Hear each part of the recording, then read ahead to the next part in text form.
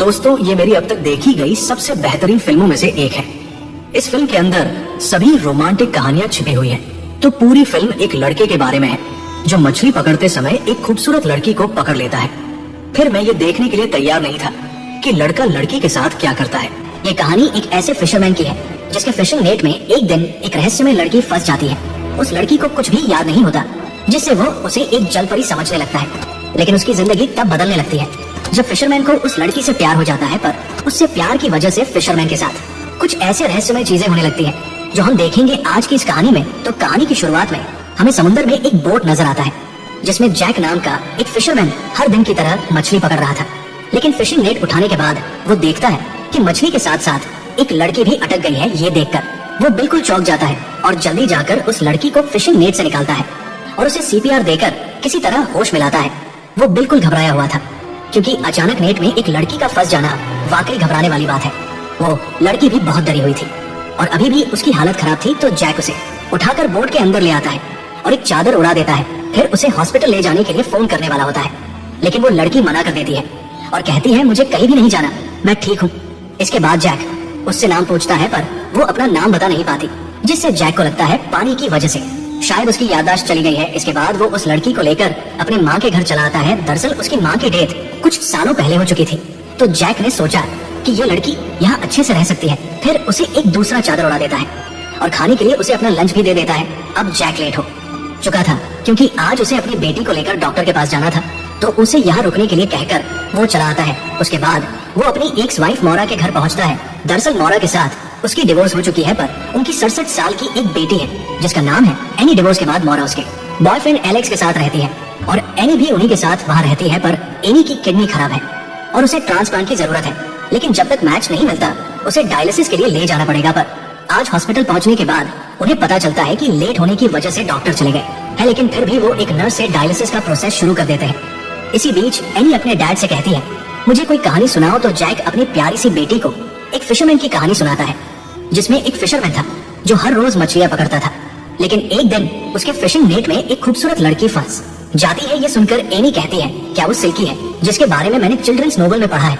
वो एक जलपरी होती है जो एक दिन एक मछुआरे के जाल में फंस जाती है और उसके पास जादुई शक्ति भी होती है। तो जैक कहता है नहीं, मेरी वाली कहानी अलग है जो मैं तुम्हें फिर कभी सुनाऊंगा। फिर हम देखते हैं कि नर्स एनी के लिए एक ऑटोमेटेड व्हील चेयर देती है जिसे पाकर वो बहुत ही खुश हो जाती है। और फिर जैक अपनी बेटी को उसकी माँ मोरा के घर पहुंचा देता है।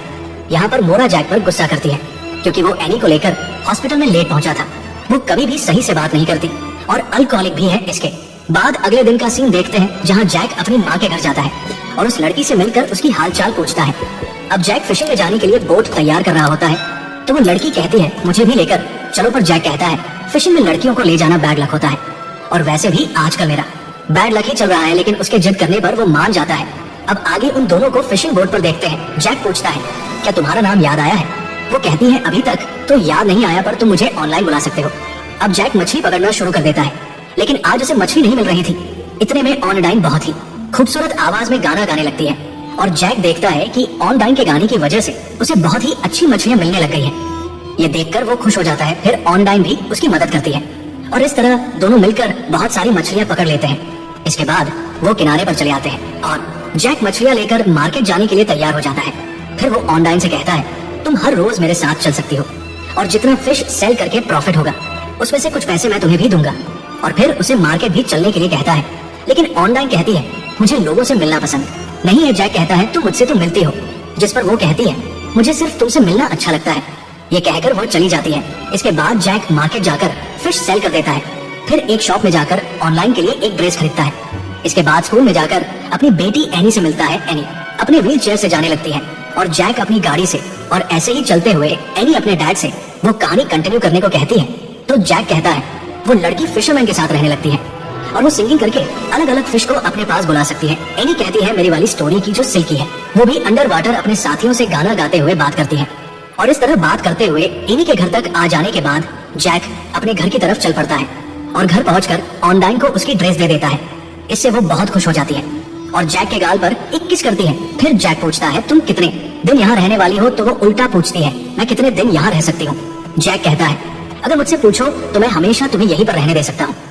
इसके बाद जैक गाड़ी लेकर कहीं जा रहा होता है तभी हम वहाँ एनी को देखते हैं, जो अपने डैड का पीछा करते हुए यहाँ तक आ पहुंची है, क्योंकि उसे लग रहा था कि शायद उसके डैड उससे कुछ छुपा रहे हैं। इसके बाद जैक को देखते हैं, जो अक्सर चर्च में आकर फादर से कन्फेशन किया करता था, पर आज वो कन्फेशन में फादर को ऑनडाइन के बारे में सब कुछ बता देता है कि वो लड़की उसे किस तरह मिली थी, और पूछता है क्या वो लड़की कोई जल परी हो सकती है, क्योंकि उसे कुछ भी याद नहीं है और वो अपना नाम भी बता नहीं पा रही। फादर कहते हैं मुझे कोई आइडिया नहीं, पर तुम्हारी बात मुझे बहुत ही अजीब लग रही है, इसीलिए मेरा सजेशन ये रहेगा कि तुम संभल कर रहो और आगे क्या होता है मुझसे आकर कन्फेस करते रहना। फिर अगले दिन जब ऑनडाइन नहा रही थी तभी एनी वहाँ पहुंच जाती है और ऑनडाइन को देख लेती है, और अब ये बात कंफर्म हो जाती है कि उसके डैड यही बात उससे छुपा रहे थे। उसे लग रहा था कि ये वही सेल्की है जिसके बारे में उसने चिल्ड्रंस नोवेल में पढ़ा था।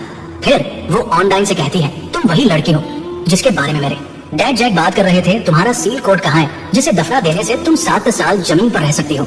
मैं जानती हूँ तुम्हारे पास मैजिकल पावर्स भी है, क्या तुम मेरी बीमारी को ठीक कर सकती हो। ऑनडाइन उसके पास आती है और उसकी प्यारी प्यारी बातें सुनकर उसे वो बहुत अच्छी लगती है। वो समझ जाती है कि एनी उसे जलपरी समझ रही है। एनी उससे बहुत सारे सवाल पूछती है, पर वो कोई जवाब ना देकर खुद को एनी की नोबेल वाली सेल की ही समझने देती है और कहती है आज से हम फ्रेंड्स हैं।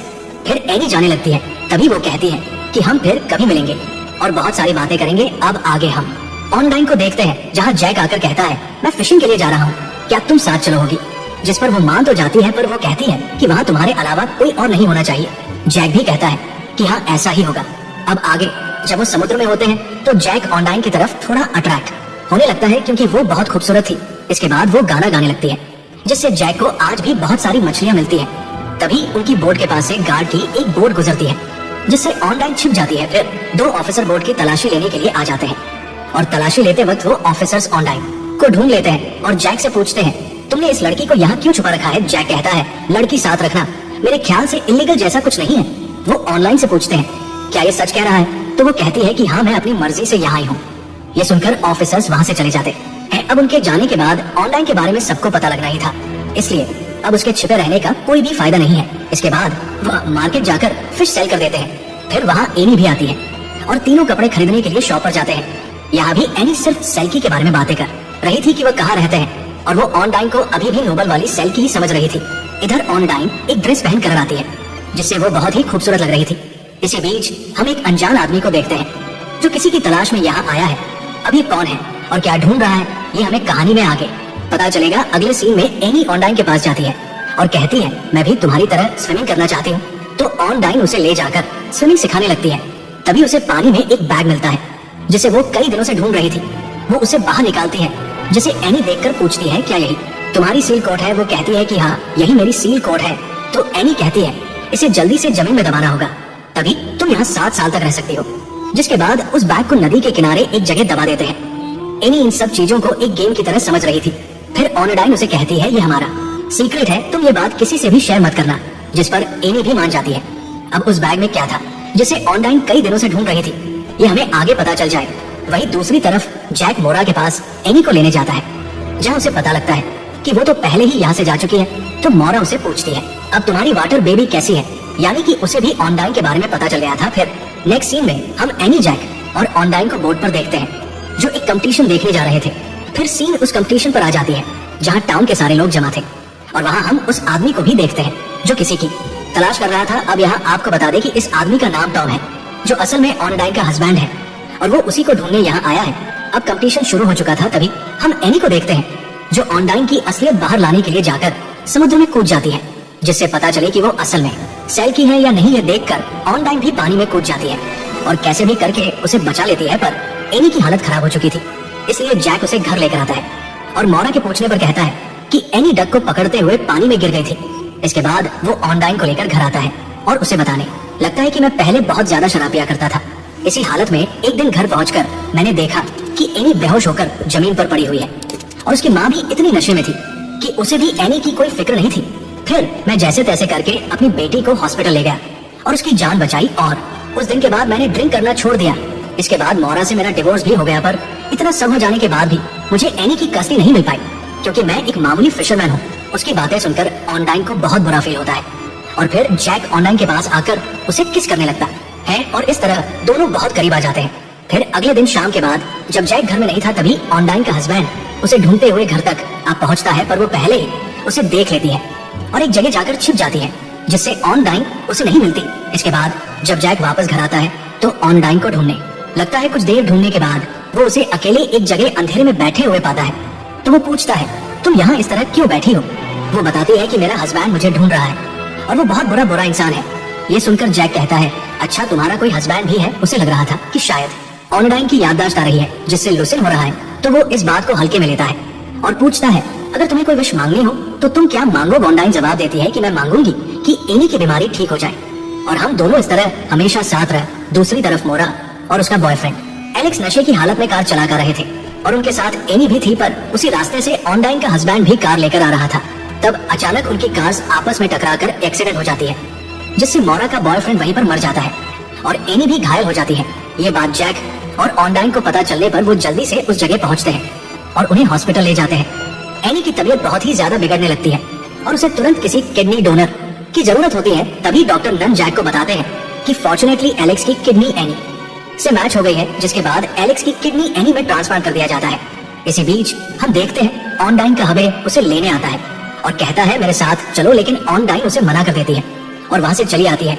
अगले सीन में हम मोरा के बॉयफ्रेंड का फ्यूनरल होते हुए देखते हैं और जैक भी वहां होता है। मोरा बहुत दुखी थी और अब वो चल फिर भी नहीं सकती थी, इसलिए वो जैक से कहती है कि अब से एनी को तुम अपने पास रखोगे और उसकी अच्छे से देखभाल करोगे, लेकिन शर्त यह है कि तुम्हें पहले ऑन डाइन को वापस भेजना होगा जहाँ से वो आई थी। नहीं तो मैं एनी की कस्टडी तुम्हें नहीं दूंगी। ये सुनकर जैक कोई डिसीजन नहीं ले पाता कि अब उसे क्या करना चाहिए। इसके के बाद मोरा और जैक आखिरी बार साथ में ड्रिंक करते हैं। फिर जैक वहाँ से नशे की हालत में अपने बोट में पहुंचकर ऑन डाइन से कहता है, मैं तुम्हें वहीं लेकर जा रहा हूँ जहाँ से तुम आई हो। तुम एक जलपरी हो ना, इसीलिए अब तुम्हें मुझसे दूर जाना होगा। ये कहकर वो उसे बोट से दूर एक छोटी सी वीरान आइलैंड पर ले जाने लगता है। ऑन डाइन उसे समझाने की कोशिश करती है कि जैसा तुम समझ रहे हो वैसा कुछ भी नहीं है, पर वो जबरदस्ती उसे आइलैंड पर ले जाकर वहाँ छोड़ आता है और फिर बोट स्टार्ट करके जाने वाला होता है। लेकिन फिर भी ऑन डाइन भागते हुए बोट के पास आती है और उसे छोड़कर ना जाने के लिए कहती है, पर ऑन डाइन के रहने से जैक को अपनी बेटी नहीं मिलेगी, इसलिए वो उसकी एक भी बात नहीं सुनता और ना चाहते हुए भी उसे वहाँ छोड़कर चला आता है।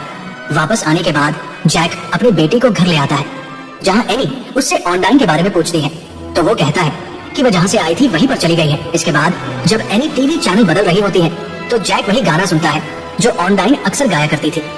इसे सुनकर उसे यकीन हो जाता है कि ऑन डाइन कोई जलपरी नहीं बल्कि एक इंसान है, इसलिए वो बोट लेकर उसे वापस लाने के लिए उसी आइलैंड पर जाता है और वहाँ कुछ देर ढूंढने के बाद ऑन डाइन उसे मिल जाती है, जहाँ वह उससे माफी मांगता है। फिर उसके पास जाकर अपना जैकेट उसे पहना देता है और उसे वापस घर चलने के लिए कहता है। अब वो जब घर वापस जा रहे थे तो जैक ऑन डाइन से पूछता है कि तुम असल में कौन हो? तभी ऑन डाइन बताती है कि मेरा असली नाम जोएना है और मैं एक अलग कंट्री का सिटीजन हूँ। मेरा हस्बैंड टॉम एक अच्छा आदमी नहीं है, पर फिर भी मैं उसके कहने पर उसके साथ इल्लीगली ड्रग्स एक्सपोर्ट किया करती थी।